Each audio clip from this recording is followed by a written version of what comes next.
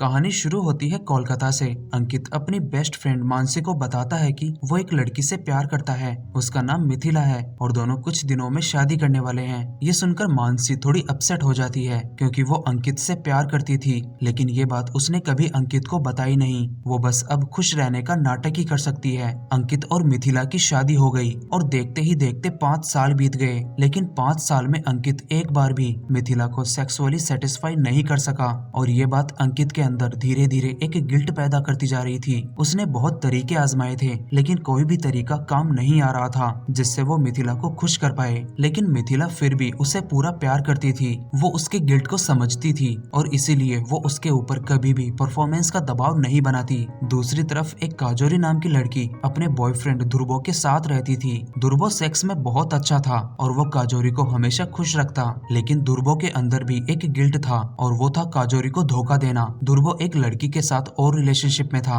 वो उस रिलेशनशिप से पीछा छुड़वाना चाहता और पूरी तरह काजोरी का होना चाहता था, लेकिन उसे समझ नहीं आ रहा था कि वो इन सब से बाहर निकले तो कैसे निकले। एक दिन काजोरी ध्रुवो को बताती है कि उसकी एक बचपन की दोस्त है जिसकी शादी होने वाली है। काजोरी जब ध्रुवो को अपनी दोस्त की फोटो दिखाती है तो ध्रुवो के चेहरे का रंग उड़ जाता है, क्योंकि काजोरी की दोस्त वही लड़की है जिसके साथ ध्रुवो काजोरी को चीट कर रहा था। दूसरी तरफ अंकित का गिल्ट इस हद तक बढ़ चुका था कि वो मिथिला को खुश करने के लिए एक अच्छा मेल एस्कॉर्ट ढूंढने लगा ताकि मिथिला को फिजिकल सेटिस्फेक्शन मिले। अंकित ने जब ये बात मिथिला को बताई तो उसे थोड़ा शॉक हुआ और अजीब लगा कि उसी का पति उसके लिए एक दूसरे मर्द को ढूंढ रहा है ताकि वो उसके साथ सो सके। मिथिला ने अंकित को साफ साफ मना कर दिया कि वो ऐसा कुछ नहीं करने वाली और साथ ही उसने अंकित को ये भी यकीन दिलाने की कोशिश की कि वो उसके साथ खुश है, उसे ये सब करने की कोई जरूरत नहीं है। लेकिन अंकित अपने गिल्ट में इतना डूब चुका था कि उसने मिथिला की बातों को नजरअंदाज कर दिया।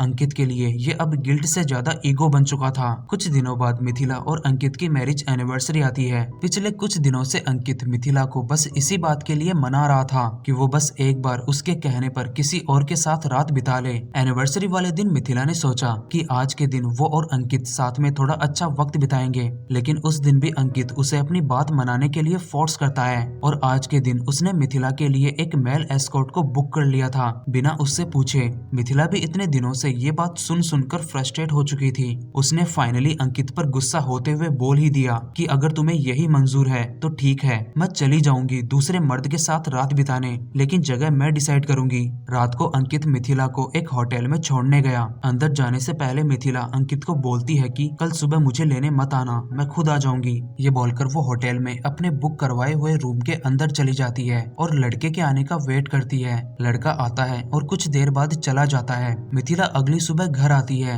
जहाँ वो देखती है कि अंकित पूरी रात सिर्फ शराब ही पी रहा था। मिथिला के आते ही अंकित ने उससे पूछा कि क्या कल रात को तुमने मजे किए। इस पर मिथिला पहले तो कुछ नहीं बोलती, लेकिन बाद में उसे कुछ बताती है। वो अंकित को बताती है कि 5 साल पहले उसका एक बॉयफ्रेंड था जिसका नाम ध्रुवो था और मेरी वजह से उसने अपनी जान ले ली थी। दरअसल काजोरी की बेस्ट फ्रेंड मिथिला ही थी और ध्रुवो दोनों के साथ रिलेशनशिप में था। एक तरीके से मिथिला भी ध्रुवो को धोखा ही दे रही थी। उसके साथ रिलेशनशिप में होने के बावजूद वो अंकित से शादी कर रही थी। मैटर ज्यादा बड़ा होता इससे पहले ध्रुवो मिथिला से मिलने का फैसला करता है। उसने कॉल पर उसे सारी बात बता दी थी और इस वजह से मिथिला बहुत दुखी थी। उसे दुख ये था कि उसकी वजह से उसकी बचपन की दोस्त काजोरी के साथ धोखा हो रहा था और इसी दुख के कारण मिथिला ने सुसाइड करने का फैसला किया। वो एक होटल रूम में थी और अपने साथ जहर लाई थी। वो जहर शराब में मिलाकर पी थी। उससे पहले उससे वहाँ मिलने ध्रुवो पहुँच जाता है ताकि वो सब कुछ सॉर्टेड कर सके। उस होटल रूम में दोनों के बीच थोड़ा झगड़ा होता है।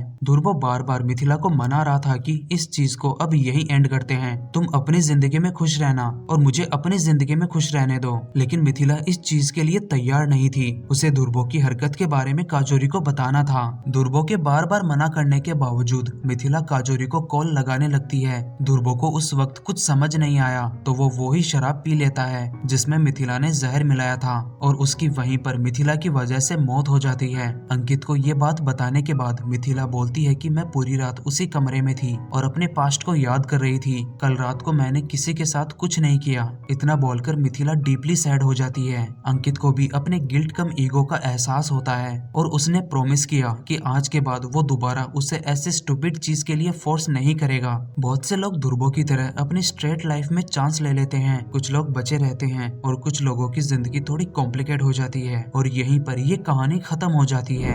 यहाँ तक पहुँच गए हो तो वीडियो को लाइक करें, चैनल पर पहली बार आए हैं तो चैनल को सब्सक्राइब करें और बेल आइकन को भी जरूर प्रेस करें। तो मिलते हैं अगले वीडियो में एक नई कहानी के साथ।